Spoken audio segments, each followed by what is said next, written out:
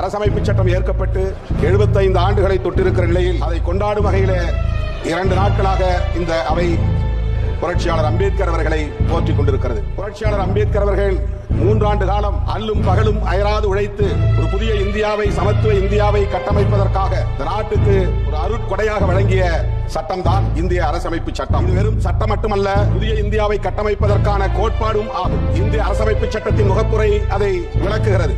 இந்திய அரசமைப்பு சட்டத்தின் முகப்புரையில் நாம் எத்தகைய இந்தியாவை எதிர்காலத்தில் கட்டமைக்கப் போகிறோம் என்பதை உறுதிப்படுத்தி இருக்கிறார். சோசலிசம், செக்யூலரிசம், புளூரலிசம் மற்றும் பெடரலிசம் என்கிற இந்த 4 கோட்பாடுகளும் இந்திய அரசமைப்பு சட்டத்தின் அடிப்படை கூறுகளாகும். அவை மட்டுமின்றி நீதி, சுதந்திரம், சமத்துவம், சகோதரத்துவம் ஆகிய 4ம் புதிய இந்தியாவை கட்டமைப்பதற்கான தூண்களாகும். இவற்றை பாதுகாப்பதுதான் இன்றைய சவாலாக நம் முன்னால் இருக்கிறது.